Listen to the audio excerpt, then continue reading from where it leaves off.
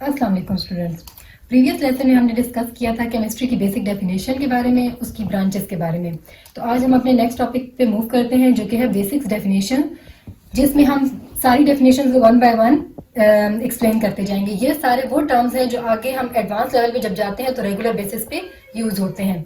सबसे पहले हम आ जाते हैं मैटर की डेफिनेशन पे। मैटर की डेफिनेशन क्या है? बेसिकली मैटर है क्या? मैटर है anything which has mass and occupy space. अब हमने देखना है कि कौन सी जो चीजें हैं ये प्रॉपर्टी पोजेस करती हैं। जितनी चीजें ये प्रॉपर्टी पोजेस करेंगी वो हमारे पास मैटर में काउंट होंगी।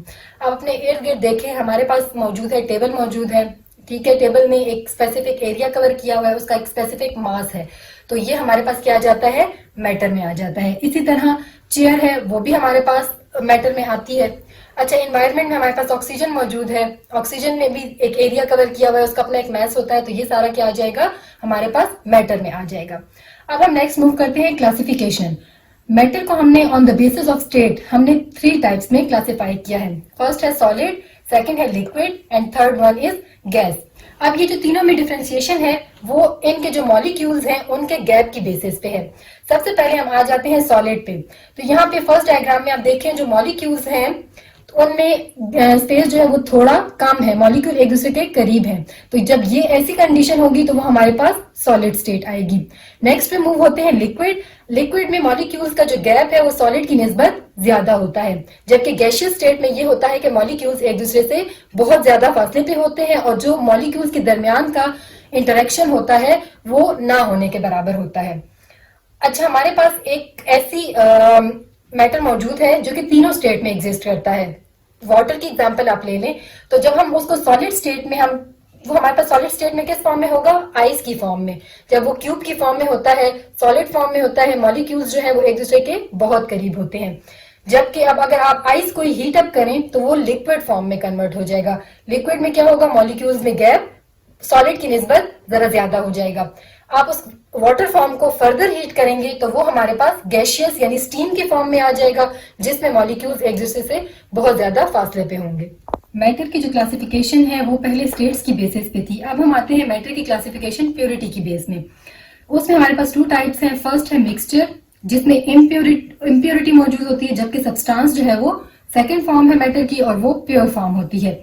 मिक्सचर जो है वो फर्दर 2 टाइप्स में डिवाइड हुआ है, होमोजीनियस मिक्सचर और हेट्रोजीनियस मिक्सचर, जबकि सब्सटेंस की भी फर्दर 2 टाइप्स हैं। फर्स्ट है elements and second one is compounds. की डेफिनेशन पे, सब्सटेंस की डेफिनेशन के मुताबिक pure form of matter is called substance. Matter जब आपके पास प्योर फॉर्म में एग्जिस्ट करेगा तो उसको हम कहेंगे सब्सटेंस।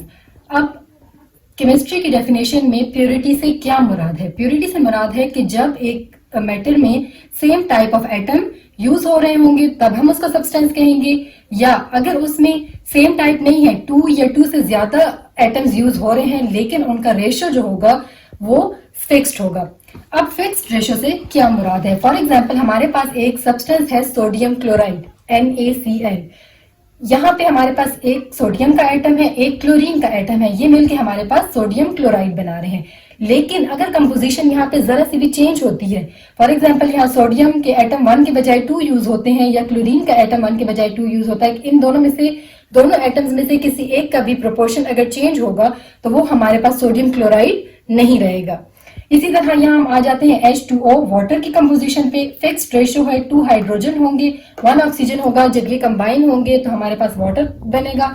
लेकिन अगर इनके रेशियो में फर्क आया, मतलब फॉर एग्जांपल 2:1 से रेशियो चेंज हो जाता है 1:2 पे, तब भी हमारे पास कंपोजिशन चेंज हो गई है, फिक्स्ड रेशियो नहीं रहता और ये सब्सटेंस नहीं रहेगा, ये कोई और सब्सटेंस बन जाएगा, वाटर की फॉर्म में नहीं रहेगा।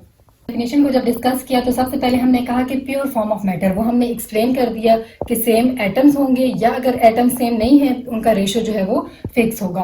सेकंड उसकी प्रॉपर्टी है कि उस जो मैटर है उसकी स्पेसिफिक प्रॉपर्टीज होंगी। अब स्पेसिफिक प्रॉपर्टीज में हमारे पास क्या मुराद है? हमारे पास होता है कि 2 तरह की प्रॉपर्टीज होंगी, एक होगा फिजिकल प्रॉपर्टीज, सेकेंड वन होगा केमिकल प्रॉपर्टीज। सबसे पहले हम आ जाते हैं फिजिकल प्रॉपर्टीज पे। तो वो प्रॉपर्टीज जो कि सब्सटेंस की फिजिकल स्टेट से रिलेटेड होंगी तो उनको हम कहेंगे physical properties. For example water है, वो सब्सटेंस है, वो हमारे पास जो है वो 3 स्टेट्स में एग्जिस्ट करता है, सॉलिड, लिक्विड एंड गैस। तो ये हमारे पास क्या है, जब हमने हीट किया तो सॉलिड से लिक्विड में कन्वर्ट होगा, फर्दर हीट किया तो लिक्विड से कन्वर्ट हो जाएगा गैसियस स्टेट में।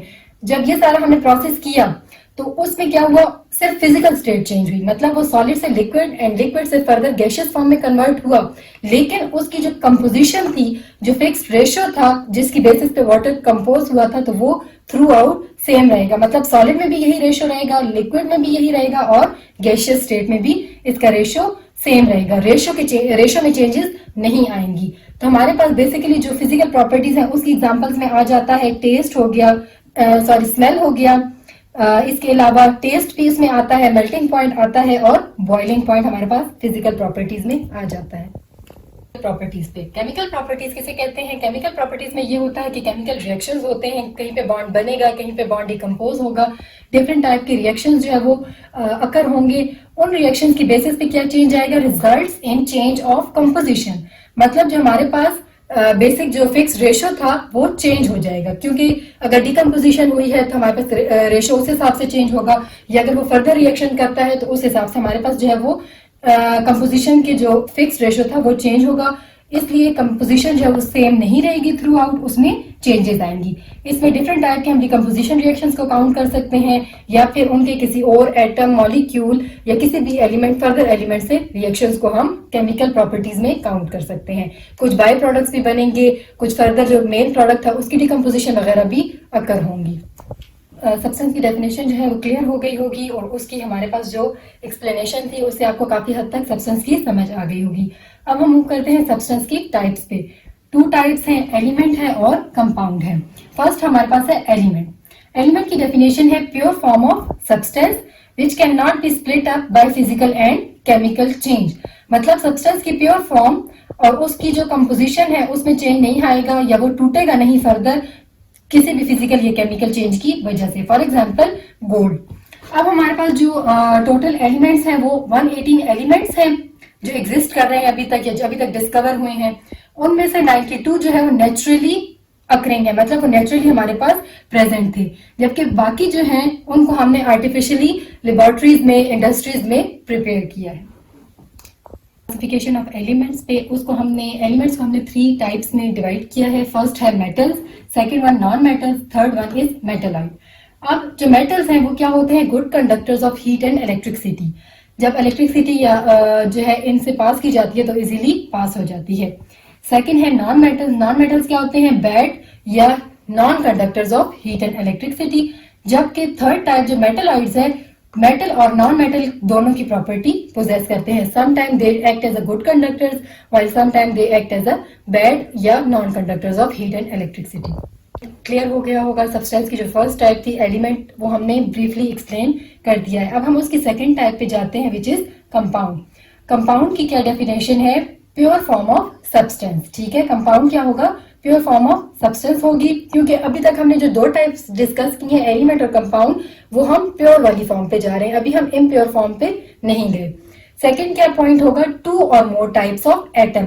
मतलब कंपाउंड, जब सेम हमने पहले डेफिनेशन में सब्सटेंस की डिस्कस किया था कि सब्सटेंस जो है वो सेम एलिमेंट से, एटम से भी बन सकता है और डिफरेंट एटम से भी बन सकता है। तो जब सेम एटम्स होंगे तो वो एलिमेंट होगा, और जब डिफरेंट एटम्स होंगे तो वो हमारे पास कंपाउंड कंस्ट्रक्ट होगा, और इनका जो कंबाइनिंग रेशियो होगा वो भी फिक्स होगा।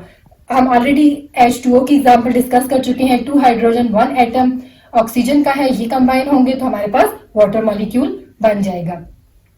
अच्छा, अब कंपाउंड तो हमें डेफिनेशन तो क्लियर हो गई, लेकिन हम कहते हैं कंपाउंड को हम रिप्रेजेंट कैसे करते हैं। कंपाउंड को रिप्रेजेंट करने के लिए हमने हमारे पास जो है वो केमिकल फार्मूला मौजूद होता है। केमिकल फार्मूला क्या है, केमिकल फार्मूला बेसिकली जिन सैंबल, जो एलिमेंट्स के सैंबल हैं जिससे मिलके हमारे पास कंपाउंड बना है, तो उनको जब हम कंबाइन करते हैं या उनको हम एलिमेंट्स के सैंबल को हम रिप्रेजेंट करते हैं तो उसको हम कहेंगे representation in form of chemical formula. For example hydrogen है उसको हमने H से रिप्रेजेंट किया है, ऑक्सीजन है उसको हमने O से रिप्रेजेंट किया है, और यहाँ पे जो 2 है उनका कंबाइनिंग रेशियो है। तो ये जब हम रिप्रेजेंटेशन होगी इन फॉर्म ऑफ सैंबल्स तो उसको हम कहेंगे केमिकल फार्मूला। ओके स्टूडेंट्स, एक और बात, ये जो मैं ऑलरेडी पहले से बोर्ड प्रिपेयर करती हूँ, मेरी कोशिश ये होती है कि हम जो ज़्यादा जो टाइम है वो एक्सप्लेनेशन में लगाएं और हमारा जो राइटिंग में टाइम है वो ज़ाया ना हो। और इंशाल्लाह मिलते हैं नेक्स्ट वीडियो में। आपको अगर कोई चीज़ पूछनी हो तो आप कमेंट सेक्शन में जाएं और अपना क्वेश्चन जो है वो डाल दें, या कोई भी टॉपिक जो आप चाहते हैं कि वो पहले एक्सप्लेन हो तो बेशक आप उसको कमेंट सेक्शन में मेंशन करें, तो हम कोशिश करेंगे कि एज सून एज पॉसिबल आपको उसकी एक्सप्लेनेशन प्रोवाइड करें। मिलते हैं नेक्स्ट वीडियो में। अल्लाह हाफ़िज़।